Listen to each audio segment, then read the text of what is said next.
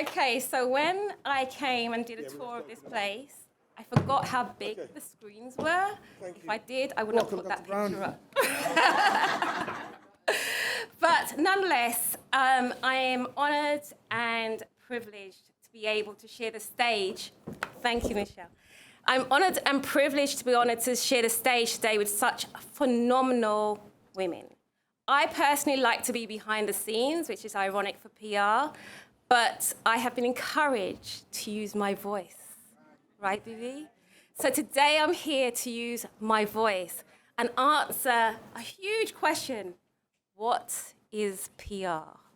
Because everyone thinks that it's this kind of like magic thing that just happens. And truth be known, it takes a lot of hard work, a lot of effort, a lot of understanding, a lot of engagement, and guess what? A lot of relationships to become a successful PR person and to get your business out there. So I've got a question for all of you. You've heard of this conference today, right? You think it's a good conference? It's an excellent conference, if the truth be known. We've got fantastic speakers, fantastic engaged people. We've got even more fantastic speakers after we break out of this room today. But guess how you found out about this conference here today? Because for months, we were working behind the scenes, reaching out to all the platforms that you all use, everything from your TikTok to your LinkedIn, the horticultural newspapers, to the Guardians, the BBC, to get you to pay attention to us. And so that's what I'm going to share with you today, the importance of PR for not just today, because I know that after you leave here today, the question's going to be, when is the next one?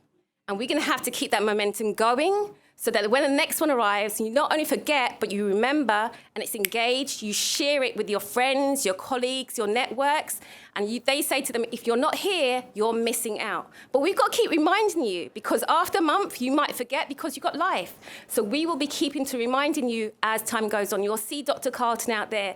We'll be dragging Michelle around to asking her a few questions, doing podcasts, so that the memory is always front and forward, right? So, now, how did I personally get here? Well, JC kind of like shared the picture. This is me as a little child. So what I have to say is, not only the synchronicity of what I do is amazing, but the synchronicity on this stage today has been amazing for me because I'm of Guyanese heritage too. I actually went to Guyana when I was the age of 8 and returned when I was 14. And I can honestly say it has been and it was the most important time of my life.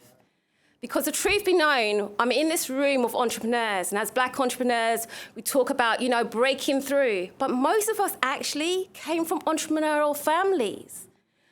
Whether it be on the street sides in the village, selling to build a house, or whether it be you building up enough money to send your children to foreign, as they would say in those days. We've always been brought up in this entrepreneurial space, and that's where I actually started. I was a child that was known to be a chatterbox, PR. I was a child that was known to run around and help people in the village, packing things in the bags and making sure that actually the calculations from top to bottom through head, not a calculator, was done accurately and people were able to pay the money and I was able to give them the right change. Between the age of 8 and 14, those were the traits that were being built inside of me. So my road to entrepreneurship, accidentally, subconsciously, was being built from a very, very early age. So me being here today is not by accident, even if I feel it was. Because when I speak to my sister and we talk about us building businesses, we think of it as if we're doing this new thing, but the truth of the matter is we're built on strong foundations. And if most of you look back into your archives, into your family history, you'll find that actually you've been built on some really strong foundations. And don't let anyone take that away from you as you move yourself forward. Use that to encourage you and to say, actually, my ancestors did it, and I can definitely move forward and do it for myself as well. But we're going to come back to the conference. So that's my little cute picture out there. So there was, as most of you would have seen, there was a report that talks about black people are particularly entrepreneurial. Dr. Carlton covered that this morning, right? And they were more than 3 times more likely to be starting business than white people in 2002, 2018. While many of these businesses fail, black people were slightly more likely to be new business owners than white people, but much less likely to be the owners of established businesses. So there's a reason for that happening. And I'm only focused on the PR space, right? So not all the financials, the procurement, I'm focused primarily on the PR space. So why is that? It's because actually, and there's talk about unconscious bias, but I've got to run through this. But actually, why this happened was because most of us have really bad inbuilt habits that we carry for ourselves. So these are things like, I don't want to talk my business. Well, if no one knows your business, how are they going to be able to support you? If none of you knew about this conference, this would have been a good idea. This wouldn't have been a reality through which you can come along, learn, grow, develop, and be empowered to move forward and continue to build your business. So we constantly have these bad habits that we hold on to from our past, which hinder us from moving ourselves forward. So what I'm advocating for you to do is really start to use your voice. So I'm going to go through a few case studies of businesses.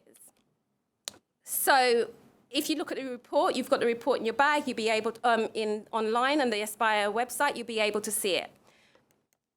So I'm going to give you like 3 quick case studies.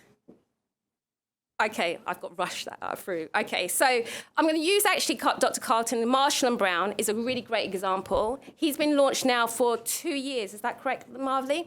2 years. And he came to us and he said, right, I've seen your work. I've seen what you do. I'm a team of 4. I want you now to help me to get seen. So what do we know? We know about Fortnum & Mason's hampers, Christmas hampers. We know about the Selfridges Christmas hampers. We managed to get him listed as one of the top 20 hampers for stylists. That's what this PR company does for a small and growing and emerging brand, but not just for 1 year, but 2 years. We're going to go for a 3rd year, and if we do, I don't know, he might send us to Hawaii. For correct. But yeah, so that for us is very, very important. And I want you guys to start to use your voice. Now, I'm going to stop because we do have to come to the end. But what I want to do is do something that I have been holding behind the scenes for a little while. And that's a poem. It's my first time reading out loud my poetry. So I hope I do it justice. So bear with me as I take a deep breath. It's called Black Entrepreneur. Black entrepreneur hiding in my mind. I may not have access to the funds stolen from my family's archives. When I start to dream, they say I'm dreaming too big and beyond my physical mind. But I say, you don't know me. In my creativity, I create nations.